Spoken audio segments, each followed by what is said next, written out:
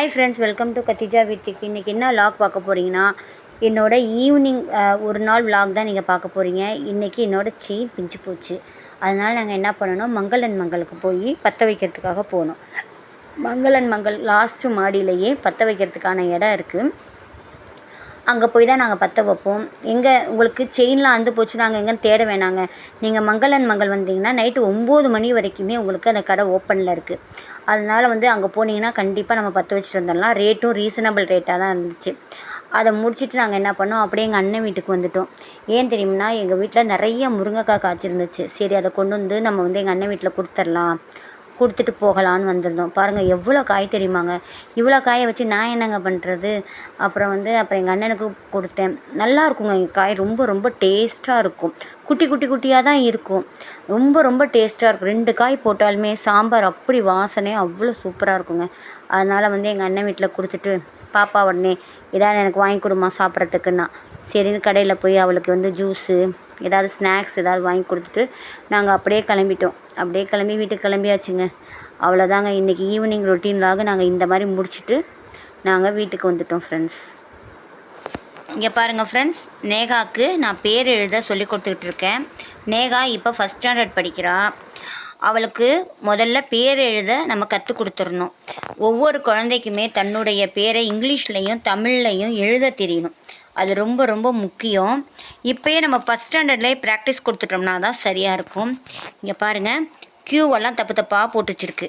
நான் எப்படி எழுத கொடுத்தா அவள் எப்படி எழுதியிருக்கா பார்த்தீங்களா? இந்த மாதிரி க்யூ போட்டால் நான் என்ன செய்கிறது சொல்லுங்கள். நான் சொன்னது ஒன்று, அது செஞ்சு வச்சுருக்கிறது ஒன்று. க்யூ இப்படியா வரும்? ஏ மாதிரி போட்டு வச்சுருக்கு. அப்போ இது ராங்கு. அப்போ அவளுக்கு மறுபடியும் நான் இதை ப்ராக்டிஸ் கொடுக்கணும்.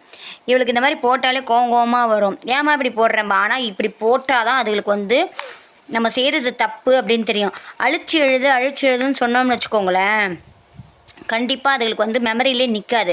அதுக்கு தப்பை நம்ம சுட்டி காட்டணும்னு வச்சுக்கோங்களேன், கொஞ்சமாவது சுருன்னு அதுகளுக்கு கோவம் வரும். அப்போ நம்ம எந்த இடத்துல தப்பு பண்ணணும்னு தெரிஞ்சு அதுக்கு ப்ராக்டிஸ் பண்ணிக்கோங்க. இப்போ இந்த க்யூ அவ்வளோத்தையும் தப்பு பண்ணி வச்சுருக்கா பாருங்கள். இதை நான் திருப்பி எழுத வைப்பேன். இந்த சைடு இங்கிலீஷு, இந்த சைடு தமிழ். இதை 2ஐயும் தான் அவளுக்கு நான் ப்ராக்டிஸ் கொடுக்குறேன். முதல்ல அந்த குழந்தைங்களுக்கு பேர் எழுத கற்றுத்தரணும். ஒவ்வொரு அம்மா அப்பாவும் நம்ம என்ன செய்யணும்னா, முதல்ல அந்த குழந்தைங்களுக்கு பேர் எழுத கற்றுக் கொடுக்கணும். மிஸ்ஸு சொல்லி கொடுத்துட்டாங்க.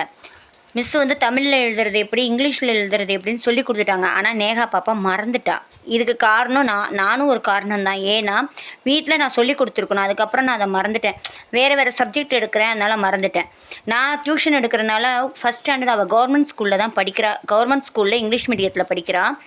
அவளுக்கு எல்லாமே நம்ம ஒரு இங்கிலீஷ் மீடியம் குழந்தைங்களுக்கு எல்லாம் எது தெரியுமோ அந்த இதை எல்லாமே இவளுக்கும் தெரியணுங்கிறனால நான் எல்லாமே கற்றுக் கொடுக்குறேன். இப்போ ஃபஸ்ட் ஸ்டாண்டர்ட் எடுத்துக்கிட்டோம்னா ஒரு மெட்ரிகுலேஷன் ஸ்கூலில் என்னென்ன சொல்லித்தராங்களோ அது எல்லாமே இவன் கவர்மெண்ட் ஸ்கூலில் படித்தாலும் அது இவ்வளோ அந்த ஃபஸ்ட் ஸ்டாண்டர்டுக்குள்ளே அவள் பிக்கப் பண்ணணுன்னு ஆசைப்பட்றேன். அதனால் பார்த்திங்கன்னா அவளுக்காக நான் மெனக்கெட்டு தான் சொல்லி கொடுத்துட்ருக்கேன். வேறு எங்கேயும் டியூஷனுக்குலாம் அனுப்பலை. இப்போ பேரில் ஸ்டார்ட் பண்ணியிருக்கேன். இதை 2ஐயும் அவளுக்கு நல்லா எழுத வச்சு மெமரி பண்ண வச்சுட்டு அவள் பேரை அவளாக எழுதணும். அதுக்கு ஆசைப்பட்றேன். அதை தான் இப்போ முயற்சியில் இறங்கியிருக்கேன். சாயங்காலம் உட்கார வச்சுருவேன் ஃப்ரெண்ட்ஸ். ஒரு 6 மணிக்கு உட்கார வச்சுருவேன். உட்கார வச்சு ஒரு 7:30 வரைக்கும் எடுப்பேன். இது கம்பல்சரி நான் எடுக்கணும். இப்போ ஃபஸ்ட் ஸ்டாண்டர்ட்லேருந்து இதுக்கு நான் கேஜிலேருந்தே அவளுக்கு ப்ராக்டிஸ் கொடுக்க ஆரம்பிச்சிட்டேன். இப்போ ஃபஸ்ட் ஸ்டாண்டர்டில் இன்னும் நம்ம ப்ராக்டிஸ் கொடுக்கும்போது அவள் இன்னும் கொஞ்சம் பெட்டராக இன்னும் நல்லா வருவாள். இப்போ ஒரு மெட்ரிகுலேஷன் ஸ்கூலில் படிக்கிற பிள்ளைங்களுக்கு ஈக்குவலாக இவளை என்னால் கொண்டு வர முடியும். இவள் சாதாரண கவர்மெண்ட் ஸ்கூலில் நம்ம படித்தாலும், சாதாரணன்னு சொல்லக்கூடாது, நம்ம அரசாங்க பள்ளியில் படித்தாலும் இல்லை அவளாலேயும் முடியும்.